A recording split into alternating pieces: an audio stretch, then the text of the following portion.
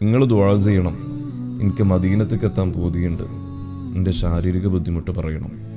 പ്രിയ സ്നേഹിതൻ്റെ അവസാന വാക്കുകളിലും നിറഞ്ഞു നിന്നത് മദീനയോടുള്ള അടങ്ങാത്ത പ്രണയമായിരുന്നു.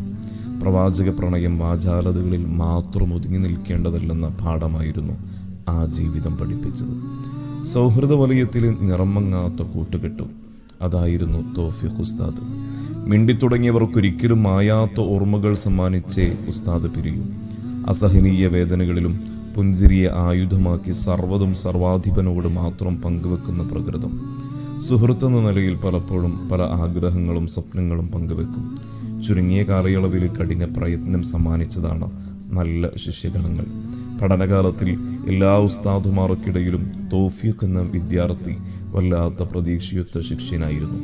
സർവ്വമേഖലകളിലും പ്രാവീണ്യം നേടാൻ ഭാഗ്യം ലഭിച്ച തൗഫീഖ് ഉസ്താദ് അത് ശിഷ്യരിലും പ്രാവർത്തികമാക്കാൻ ശ്രമിച്ചു.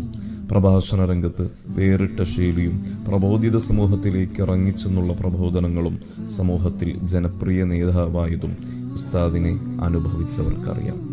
ആ ജീവിതത്തിൽ നിന്ന് ലഭിക്കുന്ന വലിയൊരു പാഠമുണ്ട്. എത്ര വലിയ പ്രതിസന്ധികൾ എതിരെ വന്നാലും ദീനി വളർച്ചയ്ക്കിത്തിരി പോലും ബാധിക്കരുതെന്ന പാഠം. കാലിൽ നീര് കെട്ടി പ്രഭാഷണ വേദികളിൽ ചാഞ്ഞും ചെരിഞ്ഞും അസഹനീയ നേരത്തുപോലും സർവ്വതും ക്ഷമിച്ച് ദീൻ പറയാൻ മുന്നിട്ട് വന്ന ഉസ്താദ്. നേരിയ കാരണങ്ങൾ നിരത്തി ദീനി സേവനങ്ങളിൽ നിന്ന് ഒളിച്ചോടുന്നവർക്കൊരു പാഠമാണ്. ശിഷ്ടകാലം ഇനിയെന്ത് ചെയ്യുമെന്ന ആലോചനകളാണ് ഓരോ പണ്ഡിതനെയും പ്രവർത്തകനെയും അസ്വസ്ഥപ്പെടുത്തേണ്ടത്. ചെന്നുകിടക്കുന്ന ഖബറിലേക്ക് 4 ആളുകൾ തിരിഞ്ഞു നോക്കാൻ നാം എന്ത് അടയാളപ്പെടുത്തലുകളാണോ സമൂഹത്തിന് സമർപ്പിച്ചിട്ടുള്ളത്? കഴിഞ്ഞ കാലത്തെ നഷ്ടകഷ്ടങ്ങളെക്കുറിച്ച് ആലോചിച്ച് ഇനിയും പ്രതിമാപട്ടം ചടഞ്ഞുകൂടേണ്ടവരല്ല നമ്മൾ.